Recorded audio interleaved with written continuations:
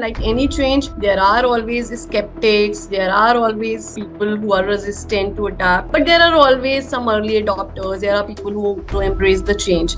So we are saying there are big hitters, there are first movers, there are these heavy players who are investing a lot of money and sort of replacing everything with AI. Is it the job of a manager to understand my personal problems? I think now we are stretching it a little too far, where there's a lot of pressure on managers to almost take responsibility for the emotional well-being of their team members. There are people who are actually asking AI to work as a therapist for them. The conclusion is it's doing it better than any clinical psychologist even. Team member's mother is calling out the manager. Oh, wow. And saying that, this team member is feeling very low. Can you really cheer him up or motivate him so that, because my fear is that he might slip into depression.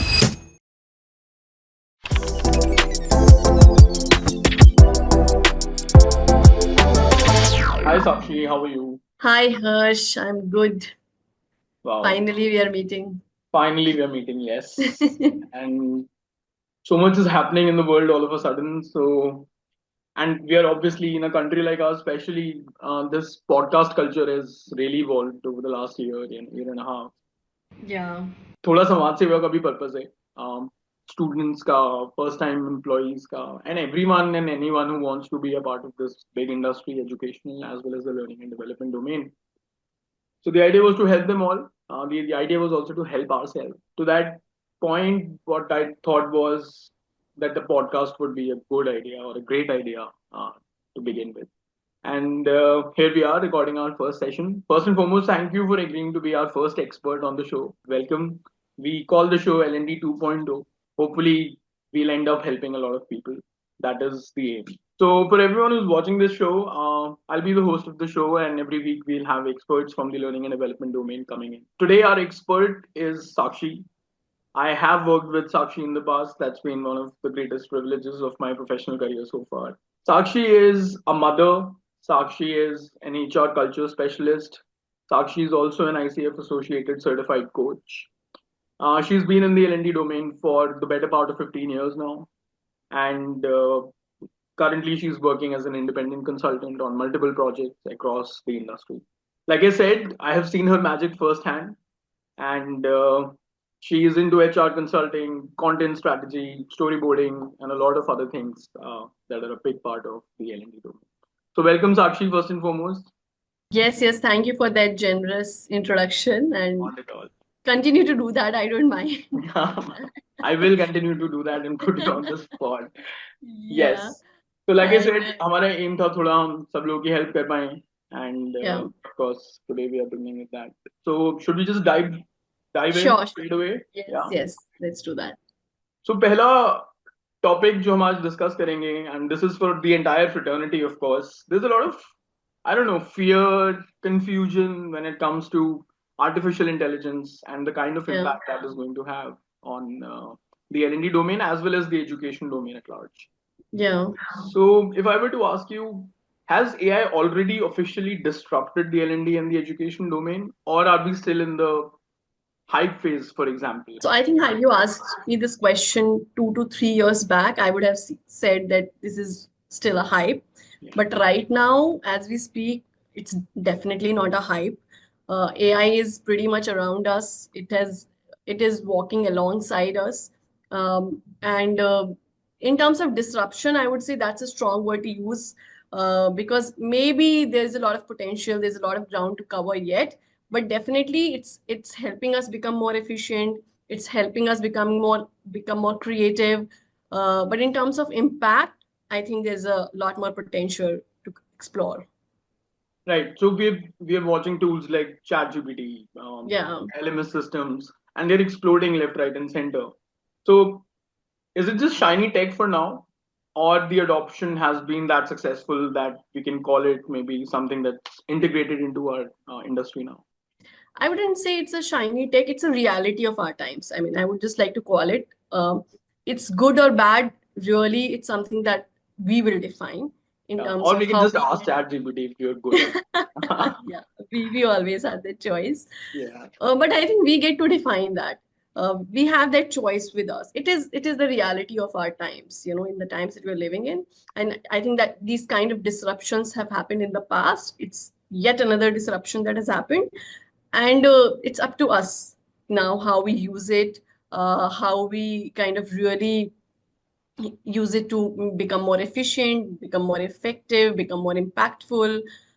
So I really feel the choice is with us here. All right. And in your experience so far Hmm. in industry, so what I've seen is, for example, I've seen some organizations have adopted Yeah. AI-powered content. For example, they're curating content through AI tools. But there are many organizations which are still building those COM modules manually, for example. Right. So where are we really? If I Yeah, would so like I said, it's a change. It's a change in the reality, and like any change, there are always skeptics. There are always, people who are resistant to adapt. But there are always some early adopters. There are people who, champion the change. There are people who embrace the change. So I think that's the case here also. There are organizations which are kind of taking the lead, seeing how we can use AI and plug in AI into everything that we do to become more efficient, to become more impactful, to maybe contextualize better, to personalize better. But there are also skeptics who feel like, are we responsible enough? And those questions are right questions. Are we responsible enough while using AI? right. So what you're saying is there are organizations who are investing heavily, Yeah, even overhauling the entire system and adopting AI. And there are organizations who are being very cautious in their approach towards adopting artificial intelligence into their work. yeah. So I have, for example, people in my family who are working in IT, Okay. and I have like they told me that in their organizations, and these are like esteemed organizations, and they are being now told to kind of use their internal AIs. For example, Amazon. Amazon has its own internal AI, and employees are, expected to use that. And similarly, there are organizations like JP Morgan. So I know of organizations which are encouraging the employees to use, because it is the reality of our times. It makes employees more productive. It clears up their bandwidth to do better value adding work then. Okay. Nice. Yeah, especially in the IT domain, I think the adoption has been faster and a lot of effort has Yes. gone into it.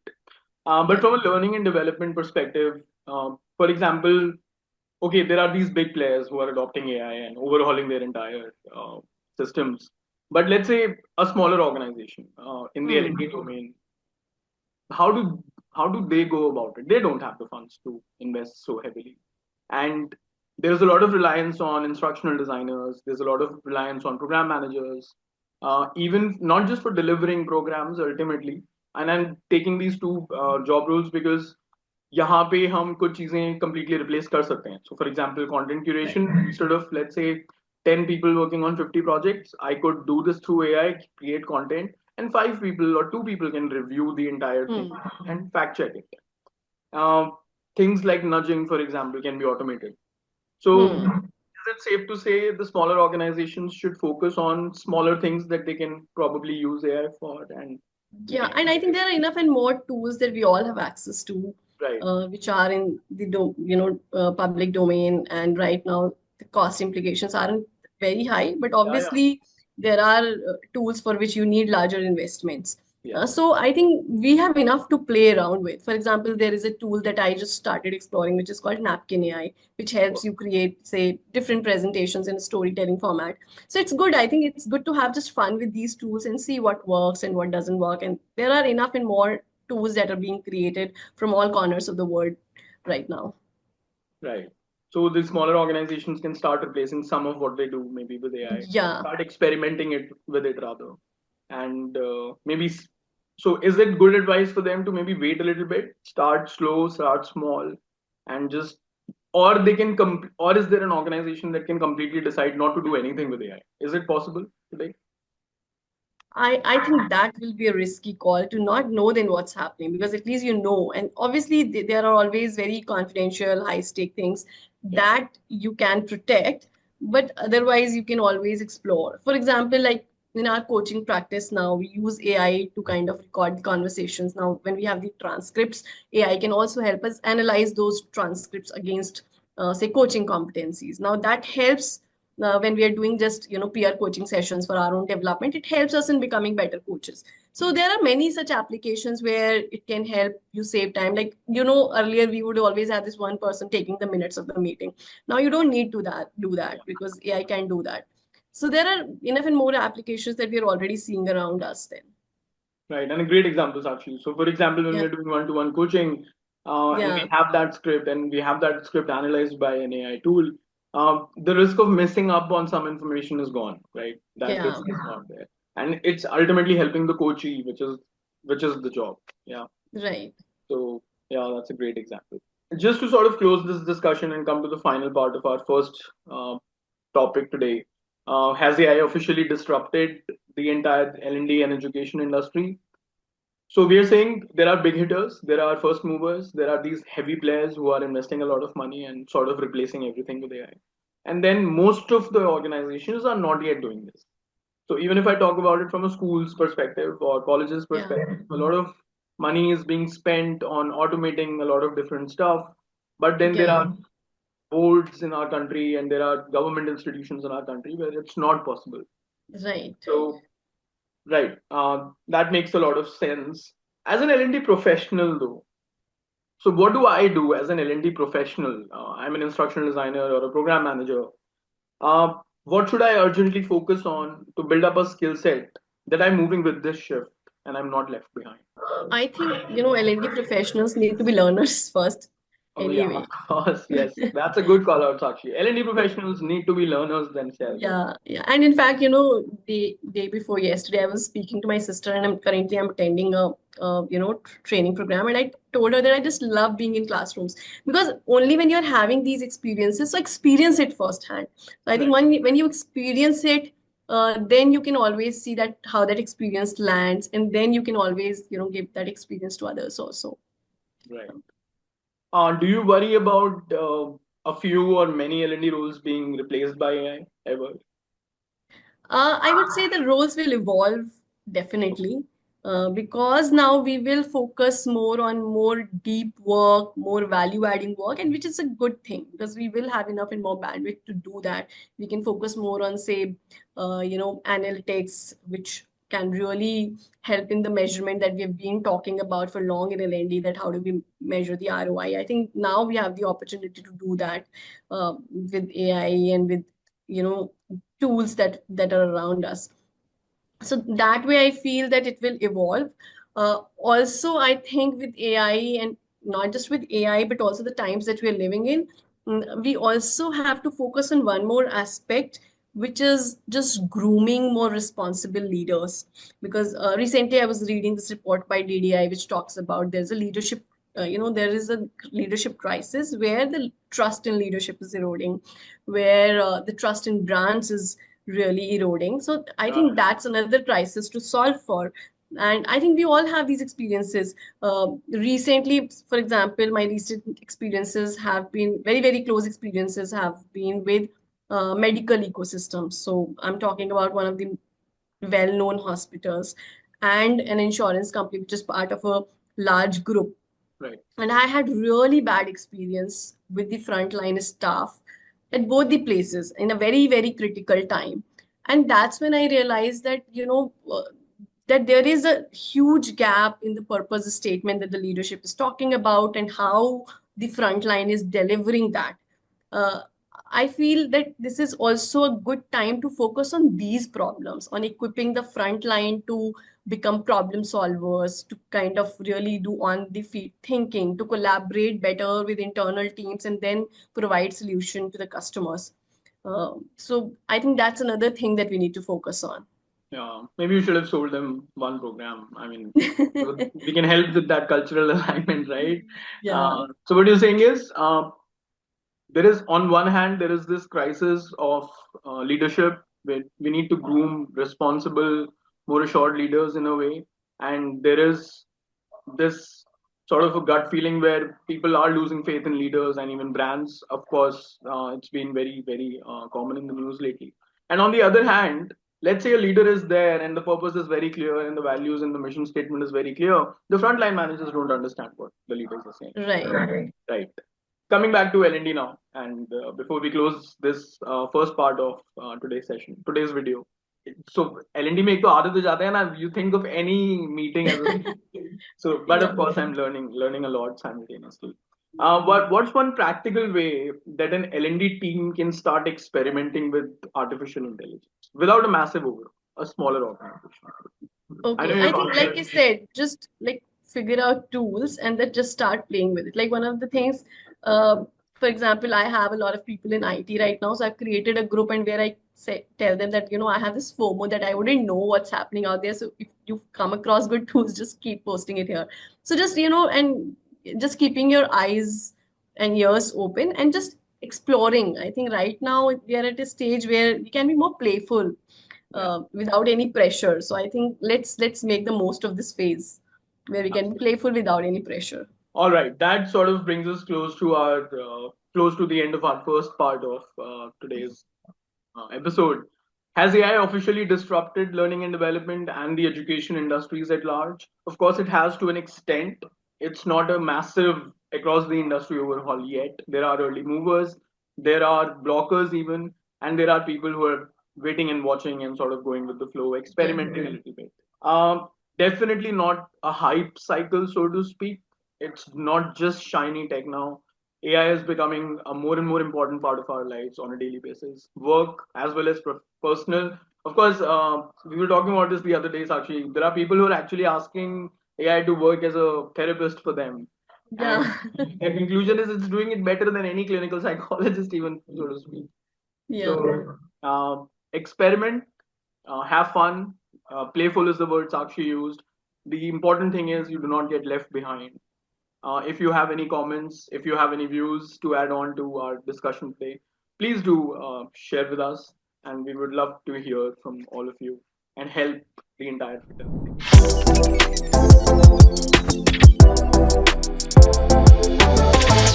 All right, welcome back to the second part of the pilot episode of L&D 2.0.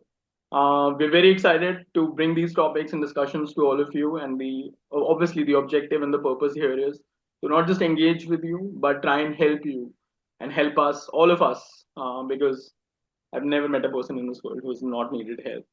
So here we are in times of such massive changes in our lives, in our professional lives, in our personal lives. The second part will focus on the all important question about learning as an individual, as a professional, because of course there's no escape to it. If you're not getting better, we are getting worse, is sort of the tagline of our lives in 2025. So, Sakshi, what must change in how we define learning at the workplace? And let me elaborate it a little further. So, we've gone from traditional classroom learning back in the last century now, almost it feels, from classroom learning, we've moved to e-learning. Now we've moved to micro learning. But now people expect learning to be a part of their daily workflow. So, are we still pushing content? Are we able to meet that expectation? Is that even a right expectation? What are your thoughts?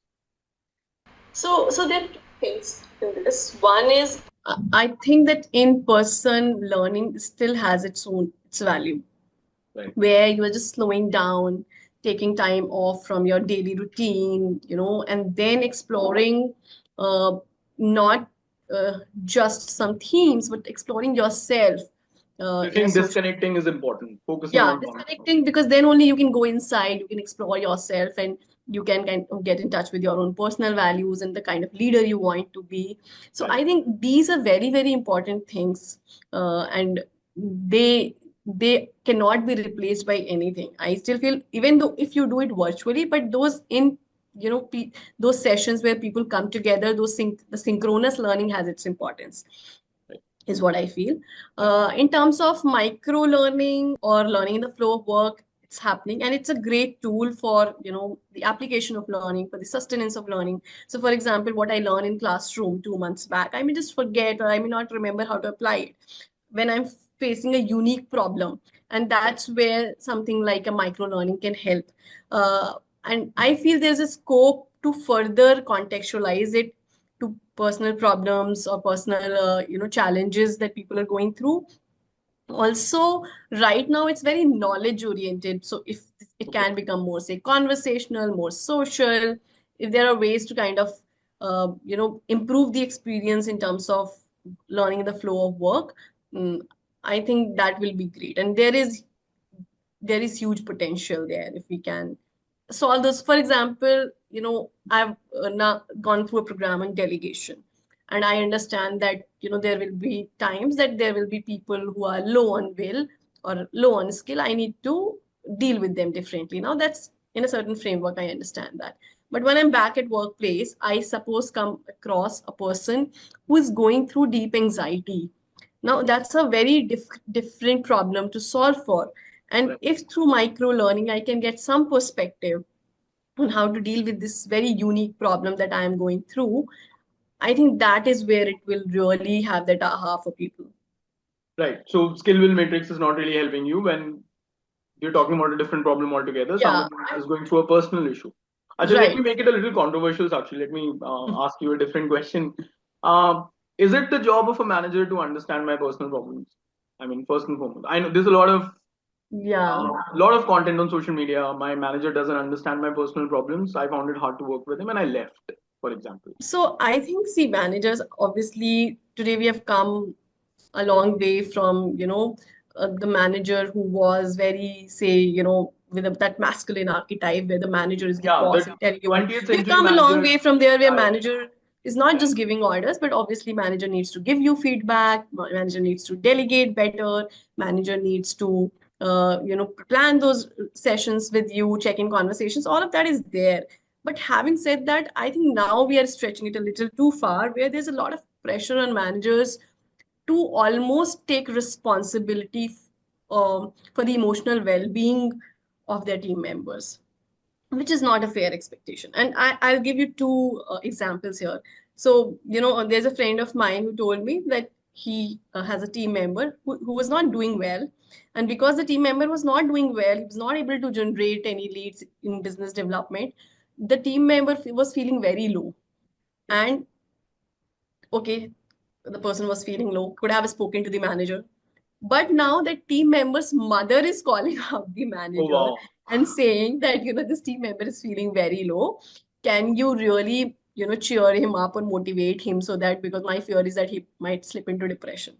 Now, this is a little too much. I feel like, we have adults moving into the industry and they need to be more resilient when they move in. A second example is of a friend where there is a team member who would every now and then just call up this manager and cry, saying that, I'm going through a lot at this location because it's a distributed team and I need your support and just collaborating with other team members and kind of really feeling well.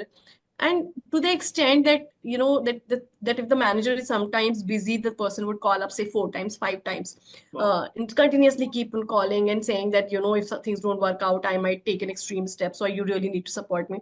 So I feel like then the managers get scared. And these are Yeah, examples yeah. that I've seen very closely around me. And that's where I feel that, somewhere we need to also now talk about team members or employees taking accountability for their performance, for their emotional well-being, being more resilient as they enter, because there will be all kinds of days. You will Yeah, yeah. have to put in that effort to collaborate with a team member. You will have that discomfort having a difficult conversation. You will have, those hard days, but you have to navigate through those.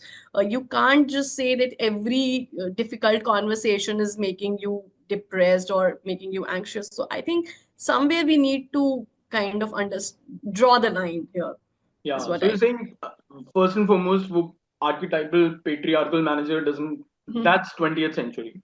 So we Yeah, have been training managers also now, and right. empathy is fine. But the moment it exceeds that, and you turn into a therapist, for example, for your team, that is where there is a big problem. And Yeah. we are attributing it to multiple factors. A lack of resilience, for example, in the team members that are coming out. Hmm. And also, I think the managers put on such thin ice. One mistake there, and Yeah, the repercussions are huge. So I think right. yeah, that's a great take, Sakshi. And also, we need to protect our managers a little. It's not just the job of a manager to protect their team. Yes, it is, but the teams should also take some sort of a responsibility here. Yeah, so I think that resilience, I think you were doing some work around it, which I'm aware of, which is very good because you're kind of, building that while they're in the campus and moving to corporate, setting that expectation, right? I think that's the need of the hour. Yeah, yeah, And there are a lot of people who don't want to now say work from office. They don't want Right. to Yeah, yeah. move out of their comfort zone or more move out of हाँ, their वो home. Bed से ही I नहीं निकलना understand चाहते, वो that. Bed पे Huh. ही रहना चाहते हैं पूरे time. So there are such extremes that you see around, and then you wonder if that's okay, especially in the times when you see, there is so much instability around. Can we Yeah, afford to be in that comfort zone? absolutely, absolutely. Plus, it's because it's not good for them in the future. So let's Exactly. say you have a CV with 5 years of work experience, लेकिन जहां पे भी थोड़ा difficult हुआ था situation, आप job छोड़ के चले गए. So वैसे Right. तो वो CV, it's showing that you've been working from 2020 to 2025, but your technical work experience is just about 2.5 years. Right. उसके बाद when you're coming for a new job, when you're being interviewed, someone asks you, okay, tell us about something that didn't work out for you and how you handled it. आपने कोई battle जीता ही नहीं है आज तक, आप क्या बताओगे? Right. And You you can't know, always quit. Yeah. yeah, you can't always quit, but I see more and more young people quitting rather than having उनको बात, वो बात एक्सप्रेस करना, उस बात या अपने किसी राइट के लिए फाइट करने का ही प्रॉब्लम हो गया. Right. And instead of getting into that uncomfortable zone, they would rather just quit and switch the job. Right. And And I think you've hit the nail on the head when you're saying that, it's for their own good. Like when yeah, we are setting absolutely. accountability, it is a form of care because we Yeah, don't, while absolutely. we need to care for them, we can't coddle them every day, Absolutely. So that's the difference that we're talking about, that we can't pamper them all the time. But obviously, that setting accountability, building resilience is part of care. Absolutely. That's plus you also have to show, I mean, to the organization, to your manager, that Yeah. this is what I'll do for you. Right. And that was always the way. And somehow, suddenly, over the last 5, 10 years, things have really fallen off a cliff. I was reading an article Yeah. yesterday in Hindustan Times, where it was written that a lot of organizations are firing Gen Zs, and it's becoming really challenging for them to work with them. On the other hand, a lot of people are quitting their jobs. So the numbers are so high. They've never been this high. Right. Just crazy. Anyway, And like you said, that they tend to kind of walk away from situations because they have mechanisms to kind of escape that reality and get into another reality, whether through social media or whether through say absolutely. Netflix, Yeah, because yeah. you have that escape route where you can kind of avoid being in that reality. या कितना अच्छा बात बोला आपने. सो मैं जब छोटा था, and Huh. millennials, both of us, so we've had a life, we've had a different life, so to speak, because we did Yeah. not have smartphones when we were growing up. And then we had smartphones after we entered colleges. Actually, not smartphones, but we had phones for the first time right after school. And then eventually we made that transition to smartphones. तो शाम Yeah. को अगर मैं free हूँ, तो मैं या तो ग्राउंड में हूँ, Right. राइट, एंड और else I am interacting with somebody, या मैं रूम में अकेला भी बैठा हूँ तो मैं अकेला ही बैठा हूँ, मेरे हाथ Hmm. में पूरी दुनिया नहीं है. Right. And there's not this uncontrollable influence in my life on a daily basis. So yes, I understand it takes a toll and it has its own repercussions in terms of character development and personality, but जो गलत है वो तो हमें call out करना ही पड़ेगा. That Right. is the point of this show, L&D 2.0. We are trying to see how the next generations, the next set of employees can also be helped. Sort of coming back to the topic then. So we talked about micro learning, we talked about e-learning, we talked about in-person sessions, and sort of going back to that classroom, and disconnecting while learning becomes really important. Are we still pushing content instead of enabling that learning pull, uh, as an industry at large? I'm afraid, yes, to a large extent, that learning is still kind of a mandate by the management. And a lot of people, when they have to go through it, it's more like I have to go through it. So So focus that on pull, completion rates, for example. yeah, the focus is a lot on, still on completion rates. And that's where I think where we said that if we can address the specific problems, especially in the sustenance and application, the more relevant we can make it, more contextualization we can do. In fact, the other day we were also talking about hyper contextualization. Yeah, That if absolutely. you are kind of creating a program, how can that program speak to every person in the room, that industry, how can their environment, their specific context. I think all of that is very, very important, and that's where we can build that pull. Right. So hyper contextualization is the ask of the present and the future. Yeah. And we have noticed that most organizations still are equating these learning courses, for example, with completion rates. And we need to redefine what success of a training program looks like in a way Right, as right. we work with AI and as we approach the next 5 years. Yeah. Yeah. For example, something that you are doing with salons. Now, what you're doing is you're going at their workplace, you're talking about what their day is like, and then you're saying that how these tools can help you do your daily job differently and help you do better at your job. I think that's where we need to become more performance oriented. Something that really tells them that how can I really get better at my job that I'm doing? So, somewhere I was also reading that learning people now need to become we need to become performance consultants. So Right. in a way we are doing that, and if you are able to do that well, then the program lands well and there's more pull for that. And if Yeah. it's just a good to do thing that you're telling them, then that yarn is anyway out there. Like Yeah, LinkedIn is full of absolutely. that. Yeah, yeah. They should probably follow me on Instagram. Why not?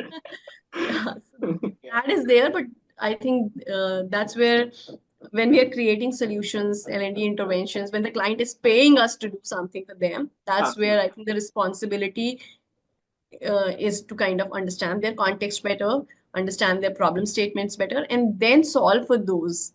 Uh, Absolutely. So the yeah, idea is not just that okay 100% completion था, there were 30 people in the program, सबने सब कुछ complete किया, सारी तीनों चारों चीजें, but performance, results, right. right? Results. Yeah, Following the Kirkpatrick model, we need to get to that fourth point, otherwise it doesn't work.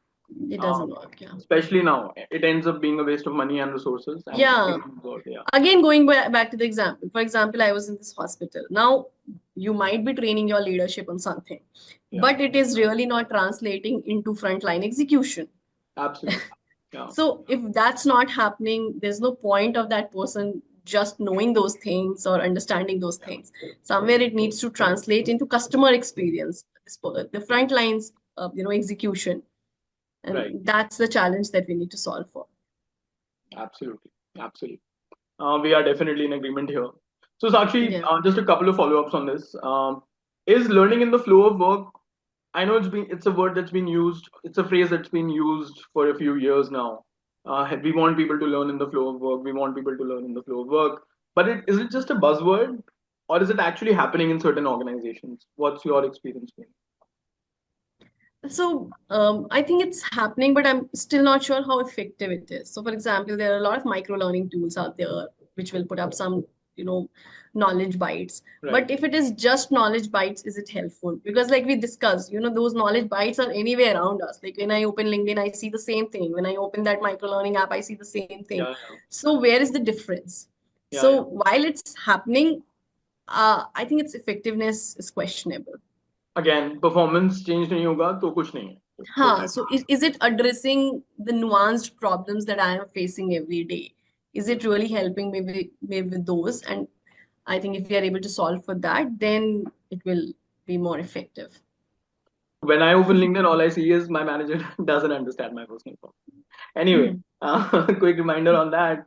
So, what happens to the role of a manager in this new learning definition? How important are managers going forward as far as the learning of their team members? So I think, like we have discussed, the managers need to be equipped with these skills to give First and foremost, feedback, to yeah, coach, to mentor. And while I understand it is happening in a lot of big organizations for a select set of people, but there's still a huge population out there which is not going through these interventions. For example, a lot of startups are still not kind of, uh, adapting to this. So I think there you really need to build those skills, and you see, people, employees' experiences in the startups are very different. Uh, absolutely.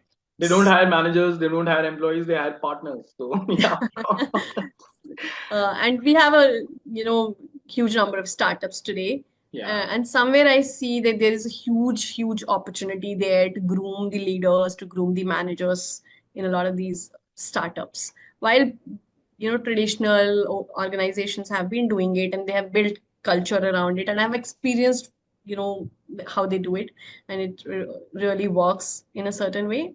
But I feel the startups have an opportunity to kind of work on it. great, great. So, quick takeaways from this, Sakshi. empowering people to do their job better is what we should focus on, rather Yeah. than any other metric when it comes to our learning and development programs. And yes, we have to be a little kind on managers all across the country and all across the globe. Middle management has become the toughest job. I was reading something yesterday, and it was all about middle managers and how difficult that role Yeah. has become. And because again, those frontline workers are not able to, for example, the example you gave, those Hmm. frontline managers, those frontline people are not able to give you that experience which the leader promised, because somewhere between the line the message got lost. Right. So uh, that sort of brings us to the end of our second part of our first episode, L&D 2.0. Do tell us how you feel, what you feel about what success looks like to you when it comes to learning and development programs. If you're a manager, you can always share your pain with us. Or, in fact, if you have different views when it comes to your teams, you see people behaving in a different way. What are the expectations your team members have from you as a manager? Feel free to share your views. Do tell us, and we would love to discuss those topics too.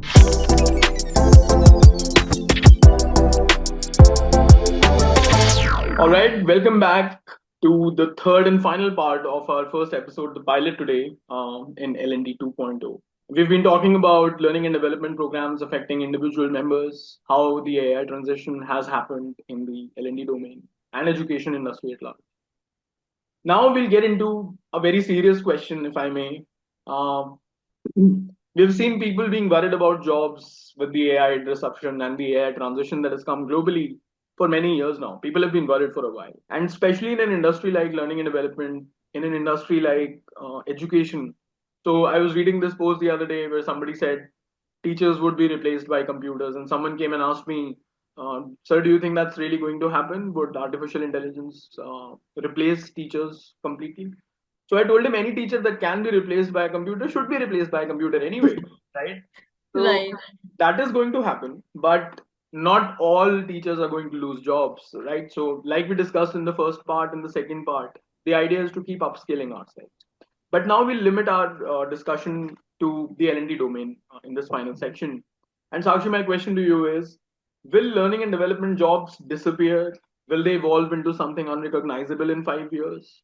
And I'll tell you, I'll give you a reference point. So, the instructional designer role, for example, it feels like the instructional designer role is already being stretched a lot. People Hmm. are expected to be data analysts, people are expected to be marketeers also, and people are supposed to be AI prompt engineers also, for example. What's your take on this? Is this role going to remain? Are people going to have their jobs intact? I think you know my answer, and the answer is obvious, in this context, that the role will evolve. Okay. So I see at a senior leadership level, for example, we have roles like chief learning officer, or say there is an L&D head. I think now their role is going to be more of a chief conscience officer, where you kind of take care of that part where we said, no, that people are losing trust in leadership. We need more responsible leaders. People are losing trust in brands. So how can they enable that? I think that's the biggest responsibility that role has, is Right. what I feel. And second is when we're talking about people who are entering, say the younger people in say L&D industry. Um, for those who are still building their career, um, I think it's a good time to kind of build depths on both sides, and I'll explain what those both sides are. That earlier I would see that there are L&D professionals who go deep into certain things, say for example, leadership development, deep interventions, coaching, and there is another side which will be doing say micro learning, analytics. Right. But now I think the coming generation of L&D professionals will be doing both. These two will really come together. The two sides of this industry will come together, which is where you are also getting into the depth of leadership values. You are you're working on your personal presence as an L&D professional.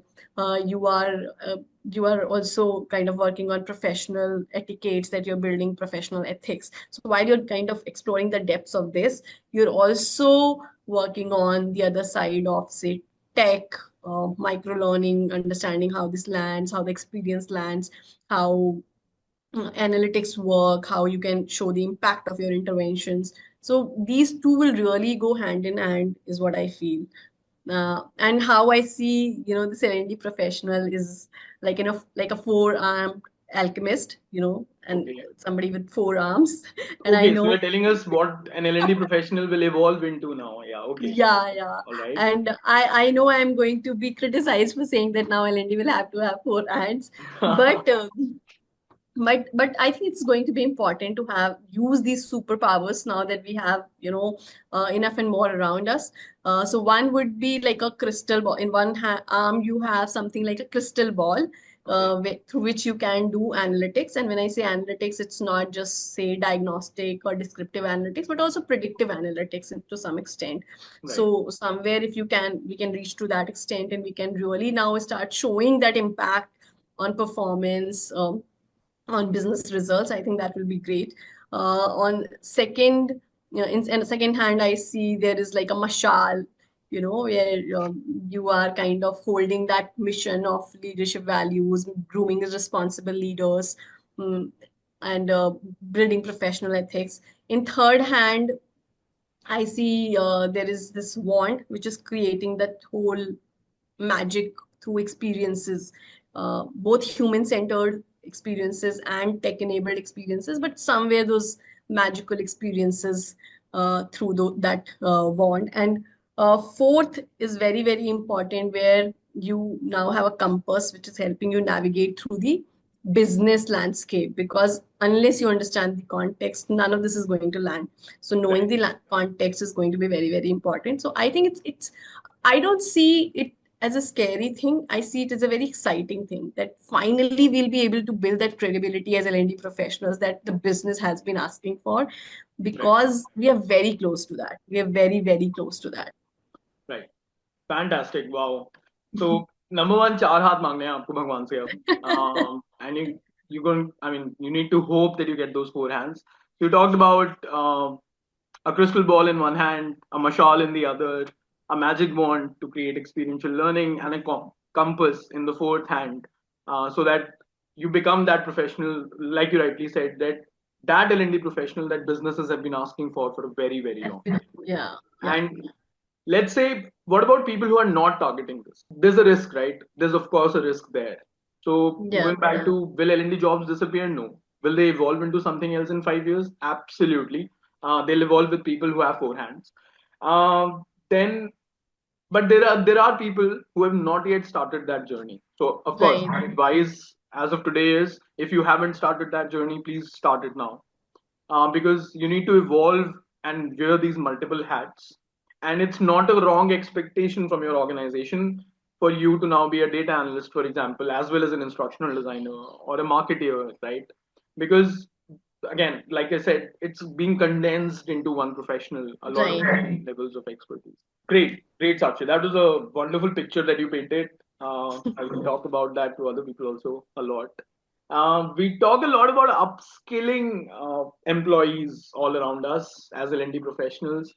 Are we also doing that for ourselves in the learning and development domain? Yeah. So firstly, I think to your previous question where you said that what about people who are not doing it? Yeah, What if people who are not targeting this? I feel that one, obviously, if you are not bringing it all together, somebody else will. So absolutely. there is a risk, of course. But if you're not doing it, I hope you're doing something else really well. Yeah, yeah, Uh, yeah, absolutely. so you are bringing in some distinct advantage through your profile. So And I hope, without compromising expertise, right, Sakshi? yeah, So yeah. multiple hats, but expertise. But expertise, And yes. using AI, for example, as a personal assistant, so you have more time, Right, right? right. So because now you have that advantage that you can use AI, free up some bandwidth, and you can like bring this all together. I think it's doable. Right, It is absolutely, possible. absolutely, Uh, agreed. Yeah, yeah. and to your second question, what was the second question? Are we also training ourselves in the learning and development domain? Yes, I think like I think we started with this where we said that as L&D professionals, we need to be learners first. We need to be students first. One is to upskill ourselves. Second, to us experience what works. Because if we are not experiencing it as learners, Right, we would not know what's working for learners. I think some of those really inspiring moments for me have happened when I've been in those classrooms and I've experienced something, and then I've felt like, I want to give this to somebody. I want to translate this experience for somebody else. So, one is that, and second, to also just continuously, you know, grow as a leader, because L&D professionals are leaders. Absolutely. I feel, because you're leading the way for so many. Yeah.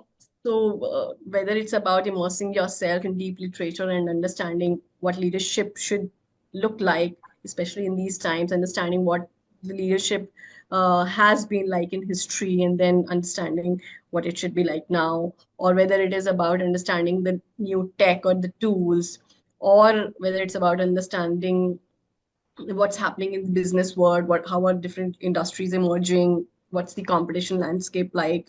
Right. So I think we need to really be, keeping our ears and eyes open and taking it all in, soaking it all in, to be able to create better solutions then. Right. So while what you're saying is, while the organizations may not have learning interventions for L&D professionals, Yeah. you are creating these learning experiences. And let's say once you've created, for example, you created a deck for a workshop for one day. So the idea is to also approach that day as a learner yourself, Yeah. be a part of it, and feel the experience, because just creating content is not enough, for example. And that Yeah. takes your learning curve to a greater height. Yeah. Apart from that, also, I think like one of the rules that I have made now is that to invest 10% of my earnings into my own development, because it Okay. really is an investment. It really is an Absolutely. investment, because you really feel like you are filling your cup, which Yeah, yeah. is Absolutely. important, right? Because if Yeah, yeah. otherwise you feel depleted after a certain time if you're not doing that. So I'm saying one is through these means, but also investing into formal learning uh, by yourself also. Right. There are enough opportunities even on LinkedIn. You see 5 ads every Yeah. day, and people should reach out and should do these programs. And of Yeah. course, we're living in a world where if you tell your organization that okay, my 2 hours every day will go into this for the next month, nobody's going to tell you not to do it. No, yeah. So That right. support should be there, yeah. Yeah, yeah, absolutely. All right. I think I'll follow it up with a couple of questions at max. So we talked about instructional designers and how, for example, their roles might be at risk, but we discussed that there is an evolution and that has to happen. Will it look totally different in 5 years? Of course it will.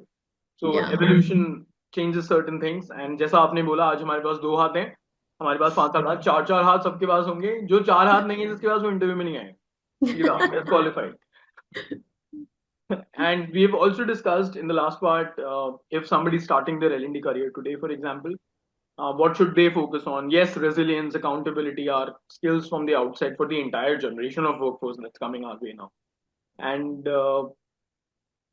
like you said, immersing themselves in understanding leadership and what it Yeah. means, which gives them an insight into the other side also. And something else that we spoke about the other day, do you think L&D teams need to become product teams now? This is just an evolution of the question I asked you earlier.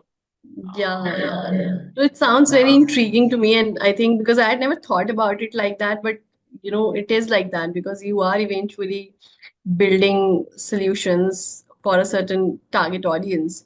Right. So I think it's a very interesting way to look at it. Great. Great. This brings us towards the end of our final part of our first episode of this podcast, L&D 2.0. The idea has always been for us to be able to help all of us in understanding the evolution that's happening with AI, with the rules changing, with everything that's going on in this crazy, crazy world. And if there are any big ideas, big takeaways that you have had from this video based on the Sakshi's expertise that you've been able to leverage today, thank you so much for joining us, Sakshi. And for our listeners, I will leave you with a couple of requests. Think about your current L&D practices. Are you building for today or are you building for 2029, 5 years from now, 4 years from now? And next week, of course, we'll come back with our second episode of this podcast, L&D 2.0, episode 2. And we'll deep dive into how to build learner centric cultures, how to focus on learning, the capacity to learn, and how to continuously make sure that this evolution is happening, rather. And we would love to see you there and try not to miss it. You can always follow our YouTube channel if you find the LinkedIn videos too short. And we would love to hear from you. Have a great day.